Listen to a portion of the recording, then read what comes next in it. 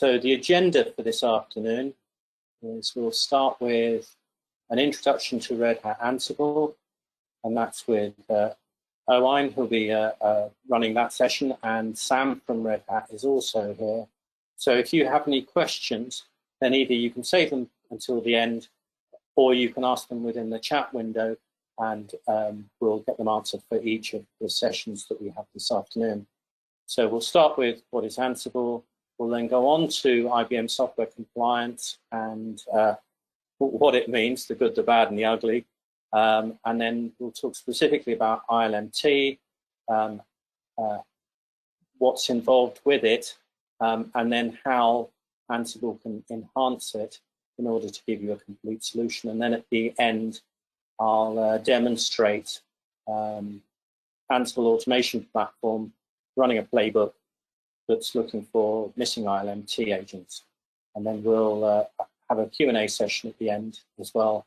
And then we'll wrap up. The session itself won't take more than an hour, so we'll be done by 3:30.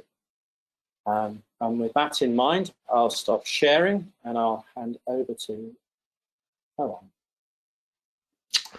Brilliant. All right, let me just get my presentation up. Is that coming through okay? You guys see that? Yep, can see that okay. Yep. Brilliant. So yeah, hi everyone. Welcome to the presentation today. My name is Owain Osborne-Walsh. I'm a junior solution architect at Red Hat. And in the chat today in the call as well is my colleague Sam. So today we're just going to give you guys a quick introduction to Ansible and some of the considerations needed before undertaking an automation project. So the world has gone digital, and what started for many companies as kind of a few computers on an internal network has become thousands of virtual cloud servers on a global network. Companies have gone from buying software to building apps to try and stay competitive. And Ansible was founded in 2012 as a way to kind of to create a new way to think about managing systems and applications that better fits the new direction that the world was going in. Historically, management vendors and kind of homegrown scripting solutions were created to manage stacks of software on servers. And then in contrast, as Michael Dehan, the kind of Ansible project founder, explains, Ansible was created to orchestrate multi-tier applications across clouds, from configuration to deployment to zero downtime rolling upgrades. Ansible is kind of a single framework that can fully automate today's modern enterprise apps. So that's where we come in. In 2015, Red Hat announced that it had signed a definitive agreement to acquire Ansible. And obviously, being a global leader in open source, we chose Ansible to tackle the future of IT automation and systems management. And this kind of vision inevitably led to the development of our offering today, the Red Hat Ansible Automation Platform. So here you can see exactly what is meant by the Red Hat Ansible Automation Platform, which is essentially our supported Ansible offerings that exist under one single SKU.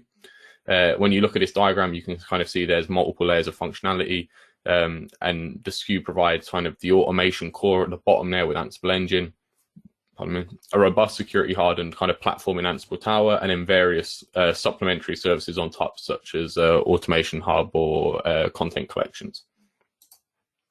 So why Ansible? Well, Ansible was designed from inception to be simple, and that still holds true today.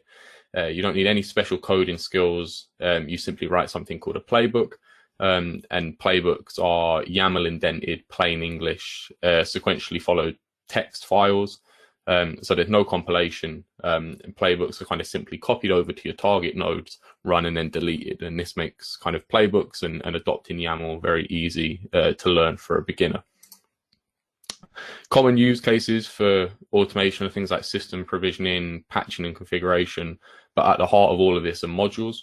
So modules most simply are kind of snippets of pre-written code that do discrete tasks that you want. For example, adding a new user, provisioning a number of servers in AWS, even a Yum update, whatever the use case is, Ansible probably has a module for it. And a module-based architecture is a big reason as to why Ansible remains the market-leading automation tool to this day. Finally, Ansible is agentless, so straight out of the box, we use OpenSSH by default.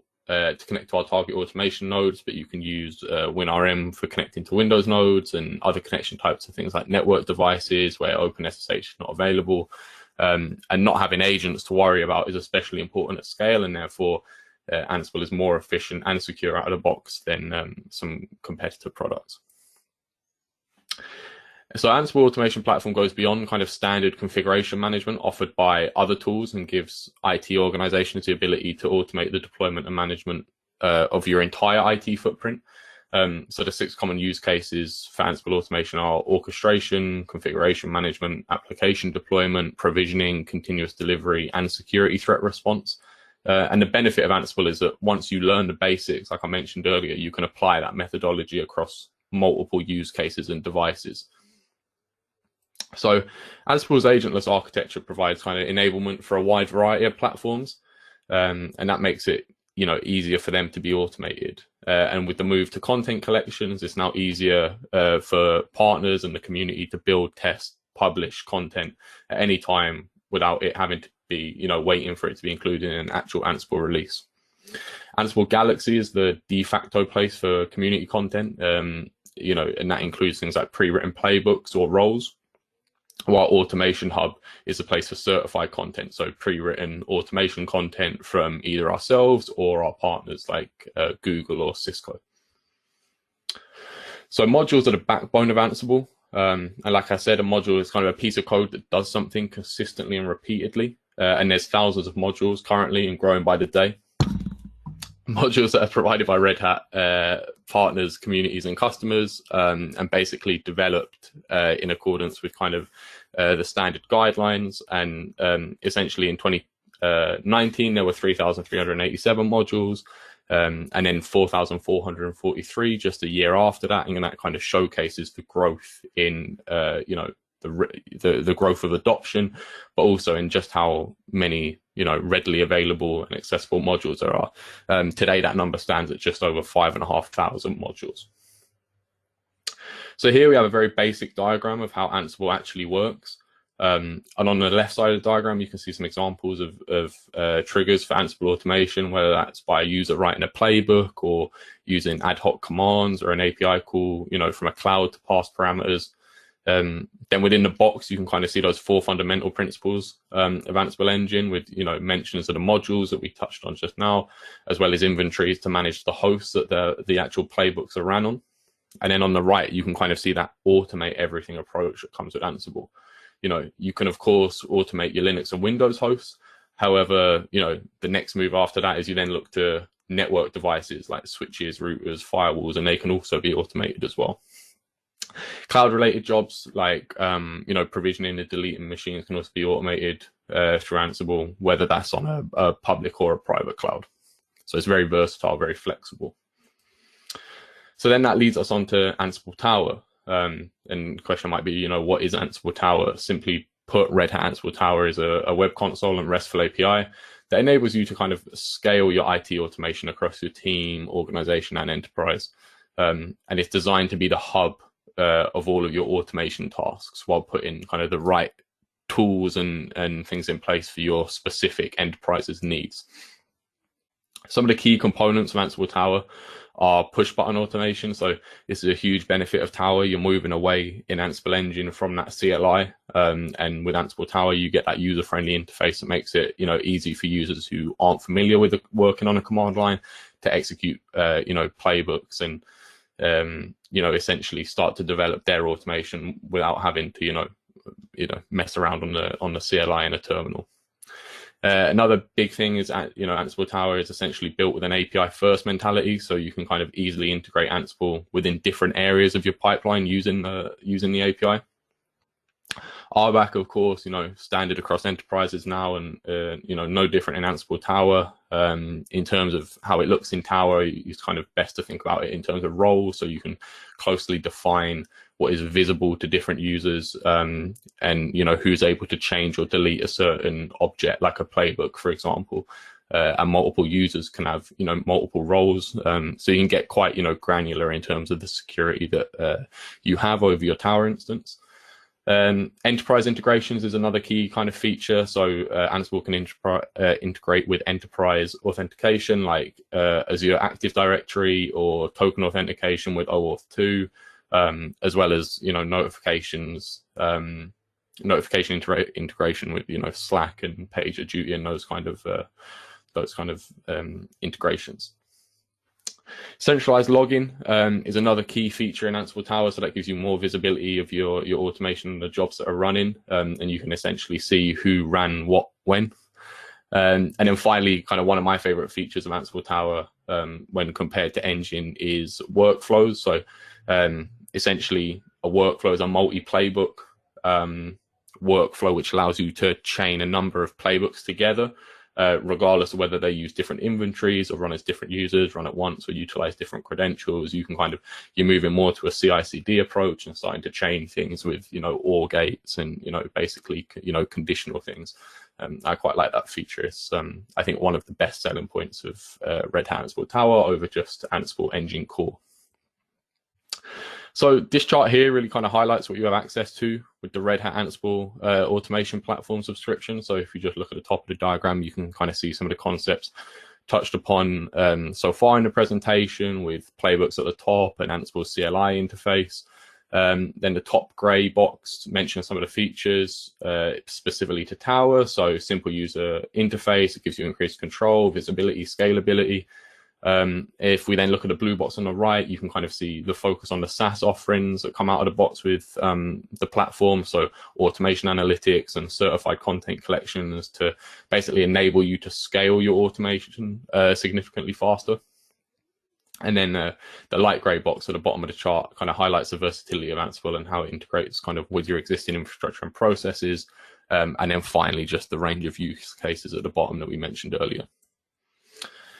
So automation on kind of like a small scale with a single Tower instance is all well and good, but it's also important to understand how that scales up. And essentially with Ansible Tower, if you have multiple instances of Ansible Tower running, multiple nodes, you're able to create those multiple nodes into an Ansible Tower cluster. And what an Ansible Tower cluster essentially does is add redundancy and capacity and allows you to kind of scale your Ansible automation across your enterprise with things like reserve capacity for certain teams, and remote execution across network zones. So then we come onto AWX, and some of you might be familiar with AWX, some of you might not be familiar with AWX, but essentially what AWX is an open source community project sponsored by Red Hat that enables kind of individuals to use and run playbooks using an Ansible Engine core. AWX is the upstream project from which kind of Red Hat Ansible Tower is derived. However, kind of the key differential here is that sponsored is not the same as supported. So here we have a side-by-side comparison of basically AWX versus Tower. I know this is a little bit wordy and you can kind of feel free to screenshot and capture it. I won't go into every point. But kind of some of the key points to pick out from this table is that Red Hat offers support for Ansible Tower, but not for AWX. Support includes things like fixing bugs, releasing critical security patches, in as quick as an hour sometimes, and kind of product query support with our 24/7 engineering team. And it kind of just highlights the main issue with AWX in production environments is that kind of minimal testing and non-security hardened images limit the ability to adopt AWX past just a localized basis. Things included in this table like AWX's stability is heavily reliant on the Ansible Tower release cycle. So if Ansible Tower is released more frequently, then AWX is less stable. And also AWX has multiple development branches. Kind of to get the latest features, a user might have to manually integrate code versions to access multiple functionalities within the same installation. Which is kind of one of the many challenges when it comes to using any community created and tested product in a production environment. Aside from also obviously trying to keep the InfoSec guys from having a heart attack, it is very difficult to kind of integrate these community supported products into production environments and comes with its own challenges. And we've had customers before who have had experience where they've maybe tried to do a proof of concept with AWX and it's been really difficult to install out of the box and, you know, get all of the branches, correlate all the branches and features. And it can delay and put people off, especially higher up, you know, off starting to move towards that automation adoption. So, you know, as I said, using AWX in production has many challenges. Things like security hardening the platform, understanding how to scale the platform yourself and scale and deploy it. And kind of ultimately, you have to ask yourself the question of whether you're trying to engineer your own platform or start to automate your infrastructure.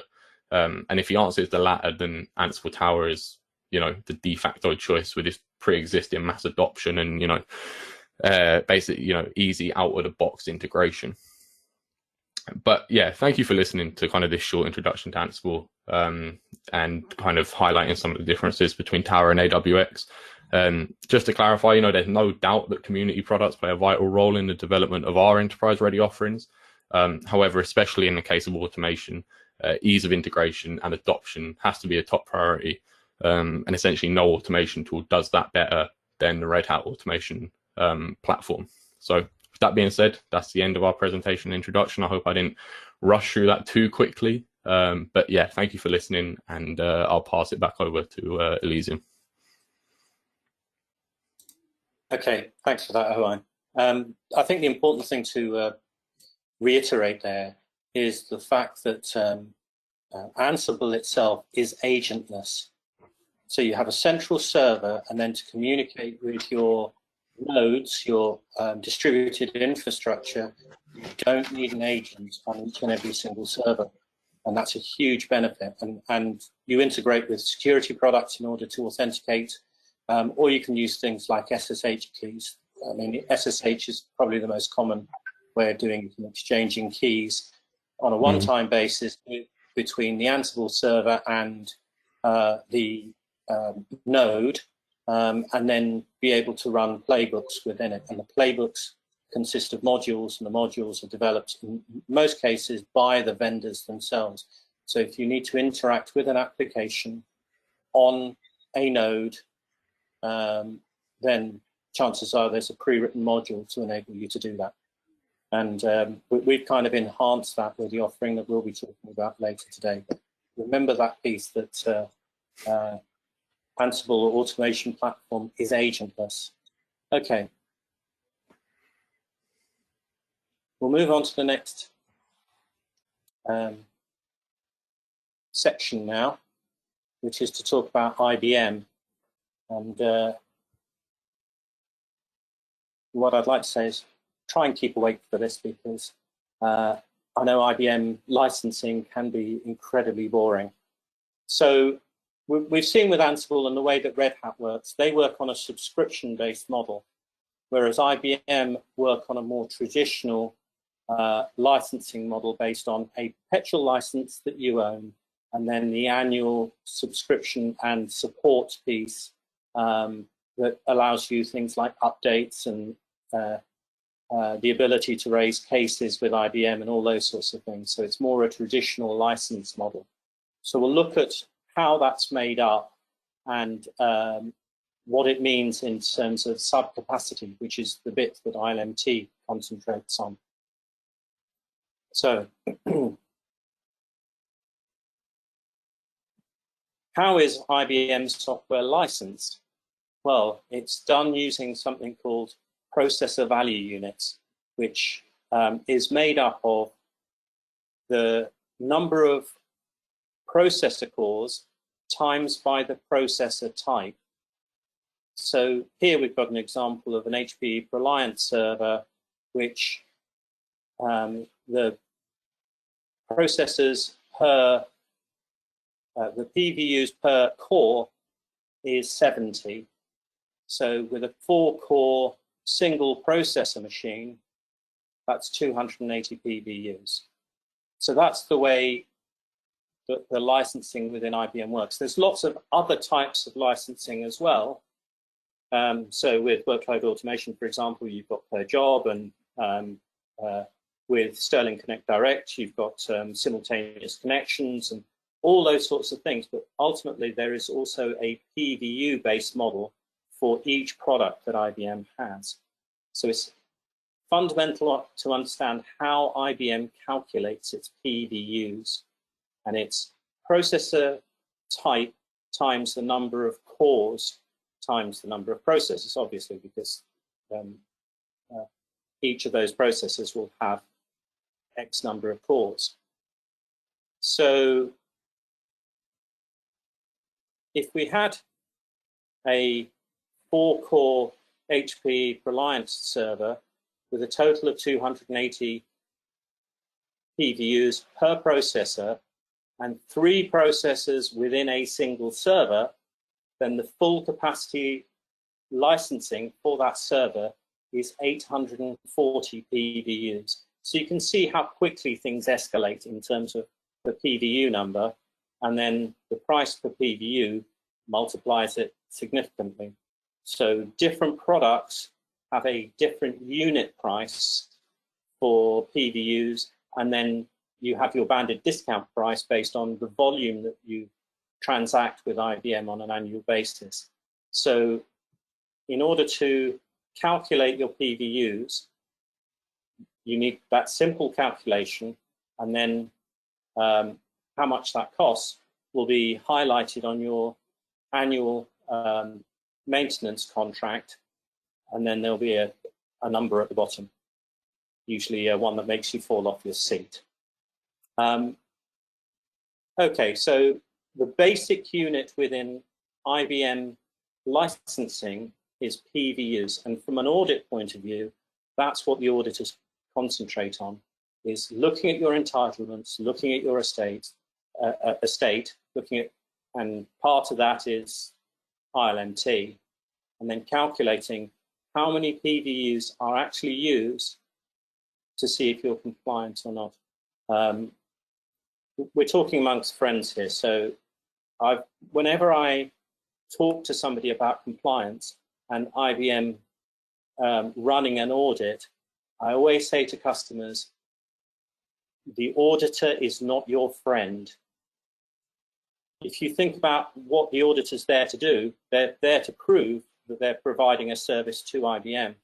So if they can show that they have found an incompatibility, a compliance issue, then it justifies their position. So if you remember that, I sometimes put it on a bit harsher in a bit harsher terms in terms of the auditors themselves, but fundamentally they're friendly people. They want to know all the information, but be very careful when you are actually audited, because we'll see later on that there can be issues as a result of it. But here we've got 3 processors, 4 cores per processor. Each core is rated at 70 PVUs, therefore 840 PVUs for a particular server. And that's full capacity. So if you count all the cores in every processor for a particular product, say you've got a physical server with a single operating system on it, that has to be full capacity.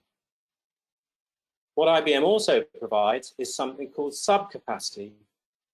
As the name suggests, it's part of the processing power of a server that's allocated to an IBM product. And typically that's where you've got a virtualized infrastructure. So if you've got a 12-way server and you're only allocating 3 cores to a VM that has IBM software on it, then that is classed as subcapacity. But in order to be counted under subcapacity, it's mandated that you use the IBM license metric tool. So full capacity, you don't need ILMT. Subcapacity, you do. And again, if you're out of compliance, then it's not subcapacity they look at full capacity.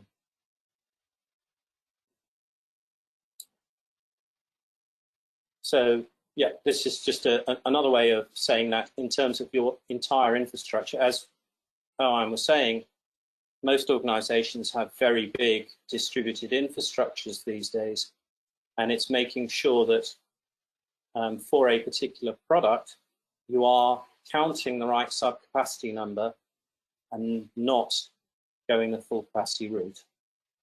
So important to remember. So pay for only the cores that are used, not the entire estate.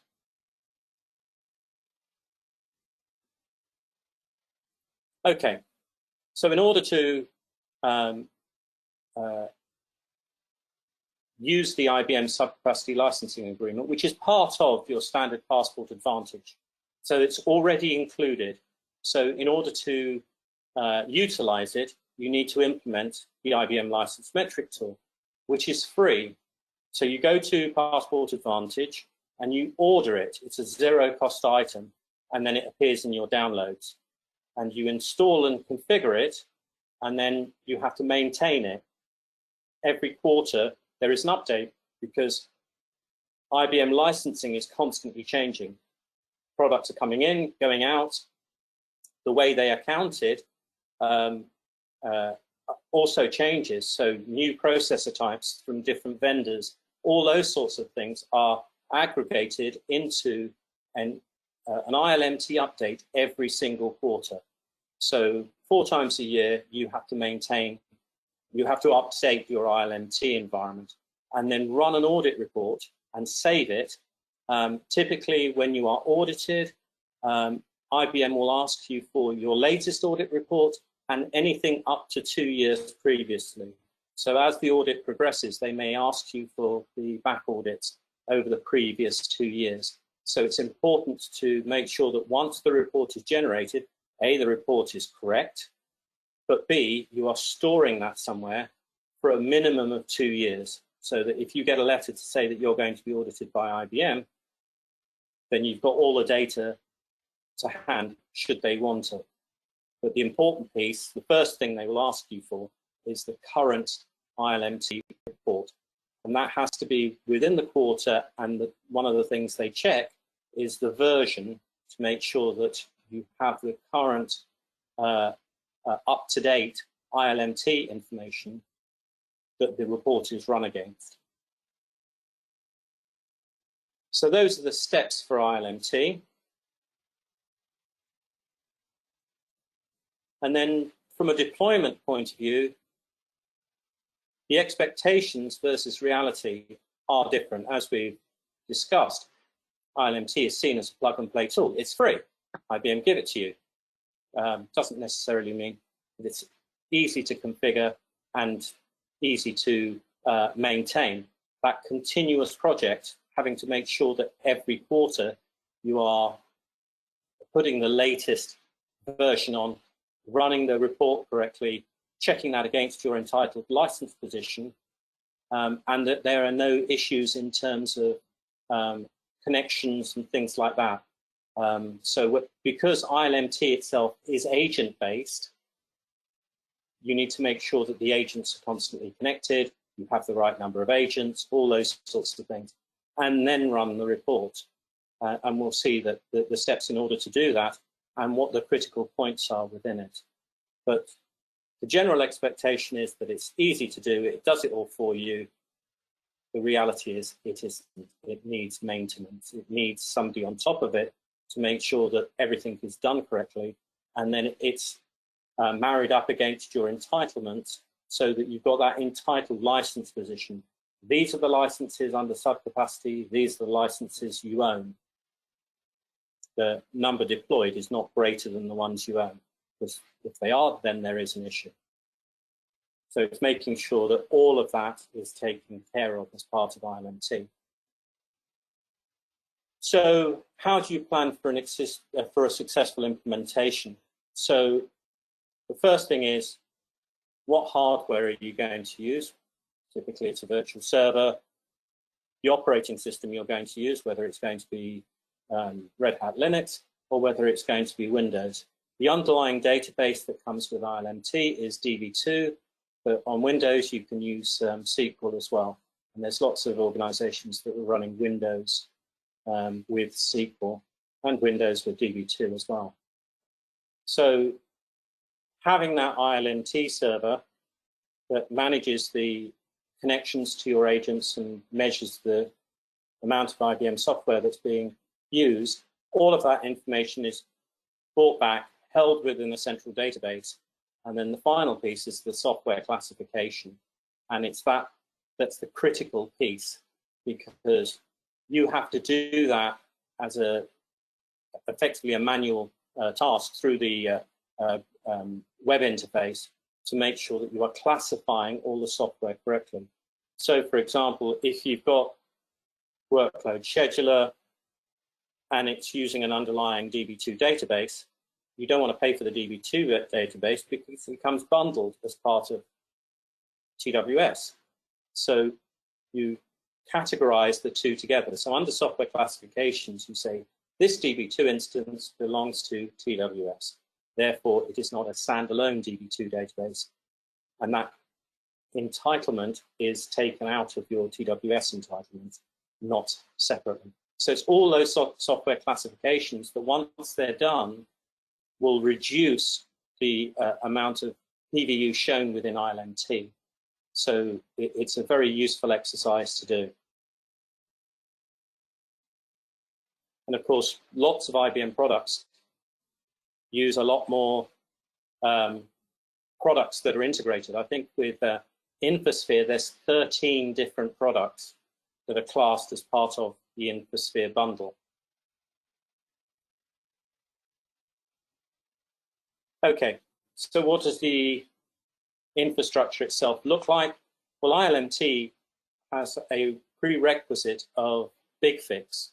So BigFix comes with the ILMT software. So when you have that entitlement, you download the eAssembly, you have effectively a BigFix server, the BigFix agents that go out there, and then ILMT is actually a set of fixlets that sit on top of BigFix. So it is a tool that's been written specifically for BigFix.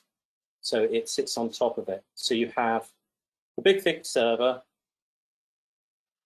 It gathers its information within the database. It's agent-based, so you need a BigFix client on each of your virtual servers within your infrastructure. You have a BigFix console that manages BigFix itself, and then ILMT as an application sits on top of it. So it utilizes the same database, but different tables. And then you have a web interface that allows you to look at your entitlements, your usage, and also to do things like the software classifications and things like that. We'll have a look at that because that's important. I know we're kind of pressed for time. So with the software classifications, when you do this piece of work, you go into a specific section of the web console. It brings up a list and says, these are the pieces of software that I found.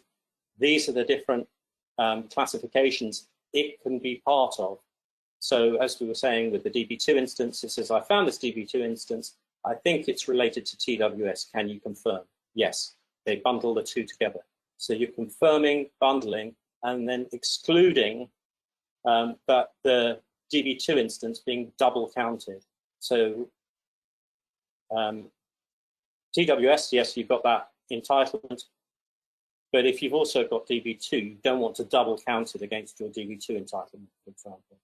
And then you share the information in terms of the licensing across two or more products. So where you've got complex pieces of software like InfoSphere, the bundling part, the classifications piece, is actually quite a long-winded process. First time round, it's long-winded. But as new pieces of software are found, if you're adding to your estate, then the software classification piece becomes a lot easier. But it is a piece of work that needs to be done on a regular basis. So before you run your report, always make sure that A, there are no problems with your infrastructure, with the BigFix infrastructure or with ILMT, but also make sure that your software classifications are done so that when you generate the report itself is correct. So you can see ILMT is not a simple piece of software that maintains itself. It's something that you have to spend quite a bit of time on in order to do. But once you've done your software bundling, then every time you do an update, that software classification is retained. So yeah, as we said before, Workload Scheduler has DB2 and WebSphere. Again, you want to make sure that the two are bundled. ILMT may use DB2, and then you've got things like Spectrum Protect, what was the old TSM product, that also utilizes WebSphere and DB2. But there are lots and lots of products, because of the way software is bundled within IBM, that you want to make sure that your software classification is done correctly. Okay. And then the last piece is the problems, the common problems with ILMT. So when you go to your dashboard and you look at the different statuses of, the connections and things like that, you want to make sure that there are no problems with them before you generate your report. And most of these will give you inaccurate information from a negative point of view. So if an agent's not scanning, or if the data's not being collected, then you're going to miss data. But number 5, connections to VMware not working, actually has the opposite effect. So we spoke about PVU licensing. It's the processor type times the number of cores. So where does it get its processor type information from within a VMware environment? Well, it gets it from your VM manager. So ILMT connects to your VM manager on a read-only basis and gets the processor type for a particular VM. If that connection's not there, what actually happens is that it defaults. And as you would imagine, it defaults to the highest possible value. So where we had that example of the HP Reliant server saying that it's a 70 PVU processor type, if the processor type was unknown when it connects to VM Manager or doesn't connect to VM Manager, what will happen is that ILMT will count it at 120 PVUs per processor, which is the maximum. So if you then run a report, you'll see that a particular product has suddenly gone through the roof in terms of the number of PVUs that's being used. And the reason for it is the VMware connection's gone. So whereas it was reporting at 70 PVUs previously, suddenly it starts reporting at 120. So always make sure that your big fix and ILMT environments are working correctly and the connections to VM Manager are maintained. That's a very common problem because a lot of organizations don't allow non-expiring passwords to VM Manager. And then people forget that after 90 days, for example, the password's expired. And then that connection goes. And then suddenly it starts reporting at 120. And all it needs is the password, the correct password putting in, and then it all comes back to life again. But again, if you do that before the report, then you're fine. If not, then you'll start getting spurious reports. And then if you provide that to the auditors will say, well, you're over your entitlements maybe. So the whole audit process and ILMT is a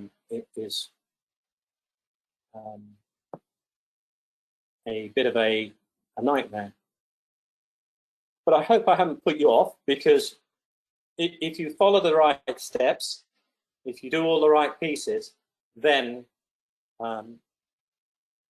your reporting side of things within ILMT shouldn't be a problem. But don't expect it to be plug and play and it does everything automatically for you. So that's the section on ILMT and IBM SubCapacity licensing. I don't think there are any questions so far, so I'll go on to the next section. So now we'll talk about Ansible and ILMT. Why is it a match made in heaven? There's very good reasons for it, and we're actually seeing some really good results in terms of the customers this is being implemented in today. And I'll give you some examples. So that I highlighted, we've ILMT for IBM SubCapacity. But the first question most customers have is, do you install ILMT agents on every virtual server in your network? If the answer to that is yes, then this creates a very big overhead, because you have lots of big fix agents out there that need to be maintained in terms of their connections and updating and all those sorts of things. And then they'll report back saying, nothing found. And no leaves you with a blind spot to your estate in terms of if IBM software is installed on it. But most organizations don't put an ILMT agent on every single VM, because they know their IBM estate and implement on those. But then you've got this blind spot. What about the servers that aren't there? What if somebody comes along as part of the project or part of a test scenario and says, I just have a go at installing this piece of software before I do it within the environment. And they install it, play with it for a bit, and then leave it and forget to delete it. Well, this is where sometimes asset management software comes in, because in a lot of organizations, asset management software is across all of your virtual servers. But this still requires a manual step for compliance, because it may well be detected, but the asset management software can't correct it. And that's really why you need Ansible. So Ansible is not only capable of detecting IBM software in use, but also for deploying the ILMT agent with a masthead file and all those sorts of things that are needed to connect to your ILMT server, and then it automatically populates that information so that the people who look after ILMT, typically within your infrastructure organization, know exactly what's going on. So it's very much a belt and braces approach to say, make sure that IBM software is not installed somewhere where it really shouldn't be, because you really don't want to put ILMT agents everywhere, but you do still want a mechanism for measuring IBM software should it be installed. And that's where Ansible comes in, because it's agentless, as I was saying before. So you need something that links to ILMT. In a lot of cases, when we go and talk to organizations and they say, okay, if somebody did come along and install a piece of IBM software, so what? It's on a VM. What's the big deal if I miss it? Well, we've seen from how it's calculated that there is a big deal. And we've got a customer example here as well. So where somebody has come along as part of the project and tested something out and then forgotten to delete it, that piece of IBM software is still installed. And again, with IBM software, it doesn't have to be running.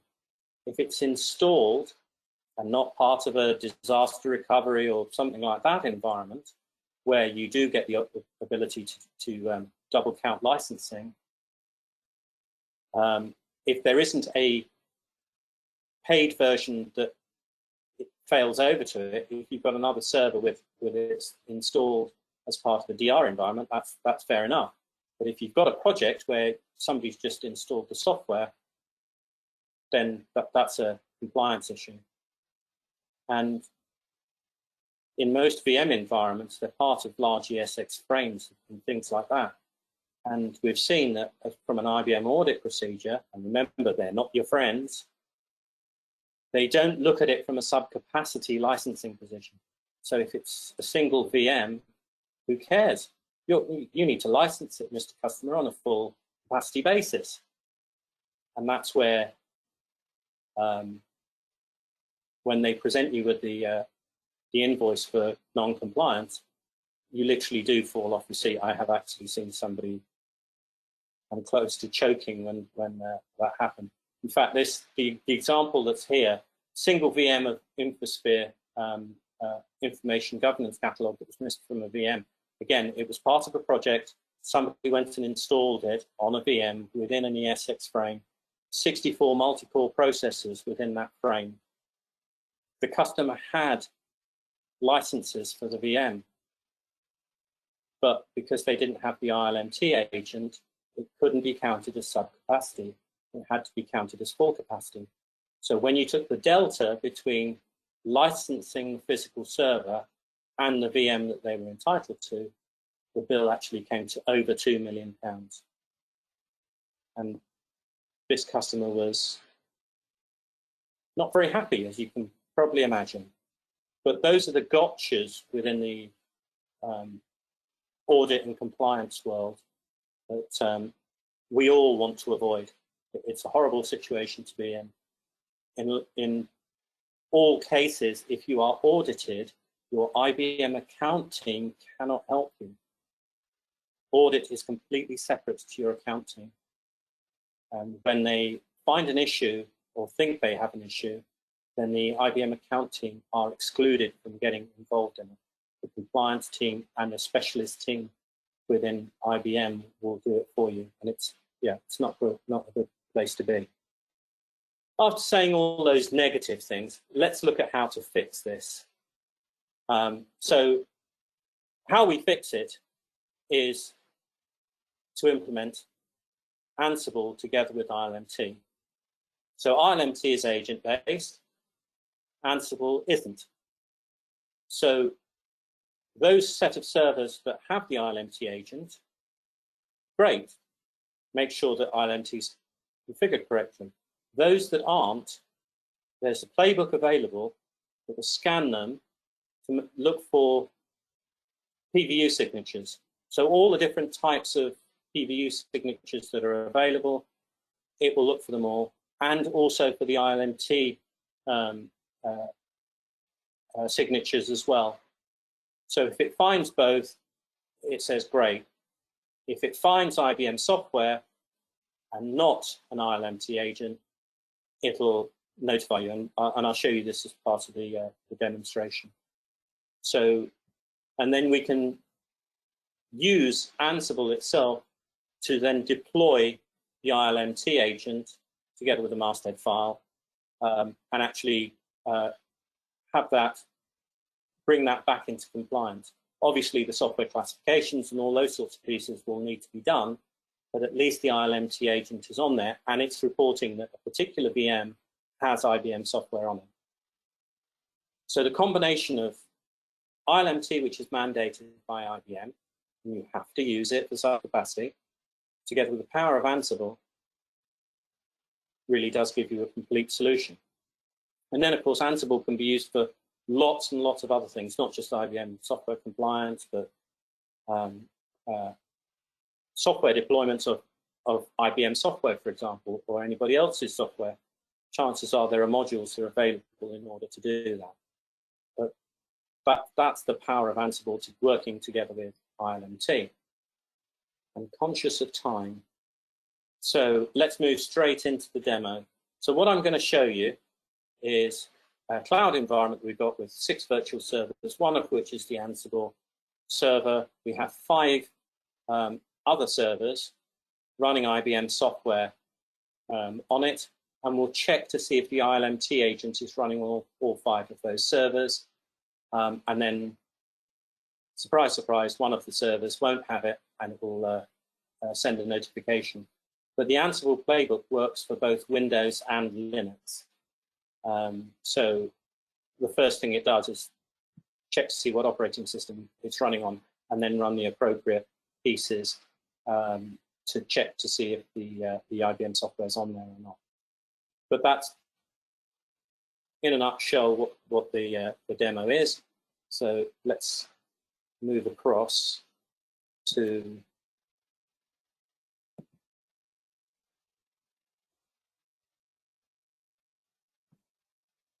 this is Ansible Tower, or Ansible Automation Platform as it's now called.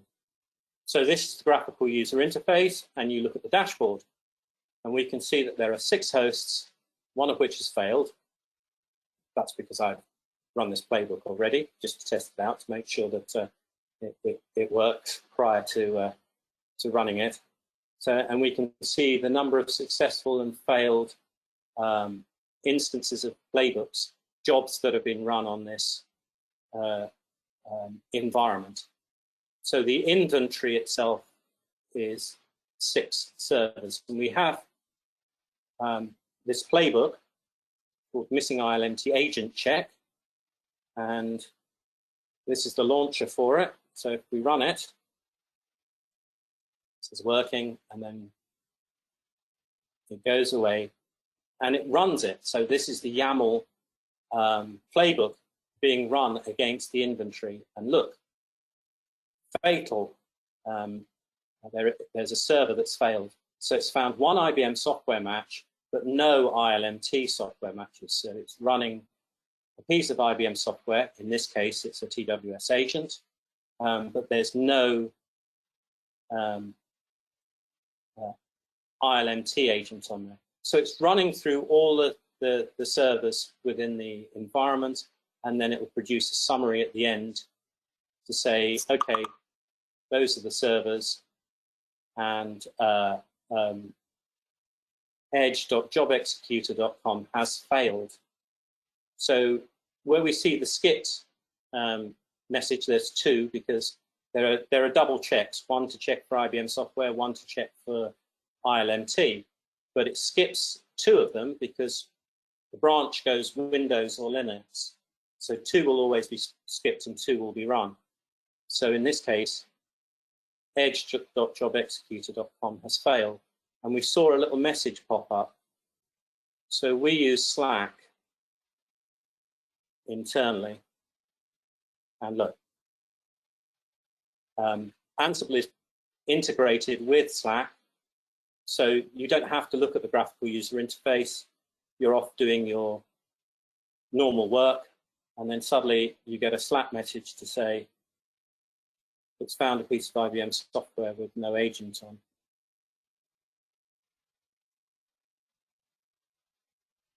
And again, it'll go straight to where we've just seen, and it'll say, yep, there we go. What we're going to do is going to hand it over to somebody else and say, can you go and fix this? And we've given them a playbook called install LMT.yaml.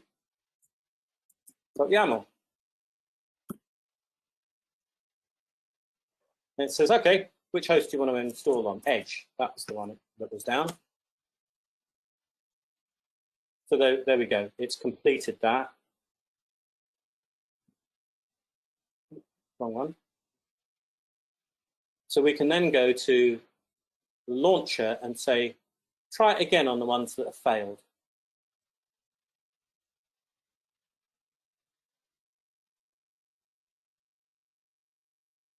And this time, surprise, surprise, it's successful. So you can see that it now has 2 ILMT signatures on there, giving a total of 3 IBM pieces of software, because we had 1 previously. So again, with Tower, with the automation platform, you've got the ability to schedule this. And this is a playbook that you don't run on a regular basis, once a day, once a week, once a month even, to make sure that all your servers remain in compliance. And then report, should it find any servers that have IBM software without an ILMT agent on it. And then you can take action on it. And the rest of the time, you don't have to worry about it. Okay. And the playbook itself, most organizations do modify it because they use certain tools internally, and they would prefer to use those tools to actually find the IBM pieces of software rather than using the native operating system tools, which is what Playbook uses. but this is universal. It works on in all environments. So it's a starting point, but can be used to actually find those pieces of software. Okay, that's the demo. I'm conscious of time. Does anyone have any questions?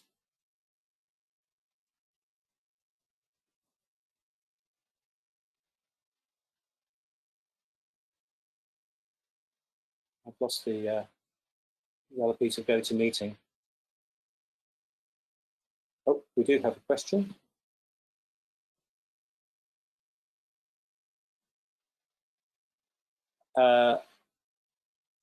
No, you don't have to check the version of Python that's on all hosts connected to the Ansible controller. That's my understanding. Sam?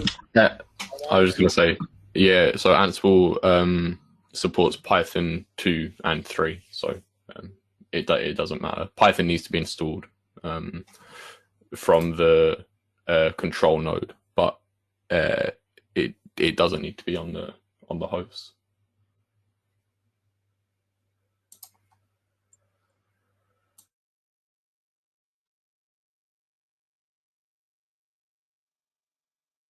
As a node, I'm sorry, is Ansible support for supported on AIX? I'll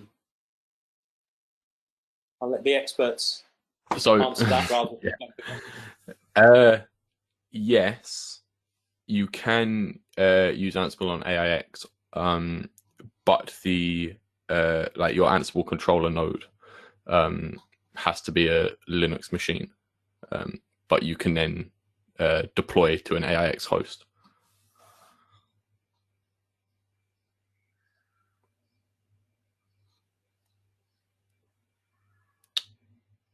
And then I don't know if you want to pick up the follow-up probe or just a question about could you use Ansible to scan all your environment to ensure you capture all servers? You could do, again, it's not overly efficient to do that because effectively you're double counting, but you could do, and we do have customers that do that as catch-all, because it's not just IBM software that they're looking for. But there's lots of ways to increase efficiency. So, for example, on Linux servers, you know, features like mlocate, there's specific modules that allow you to use the indexing in mlocate to actually find pieces of software. So it's done very quickly rather than having to scan the entire server.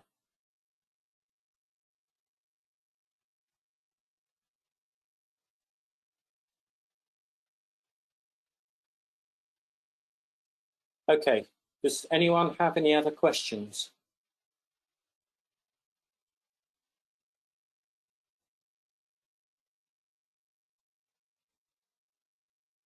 Okay, I don't think there is. So firstly, I'd like to thank Claire for organising this webinar.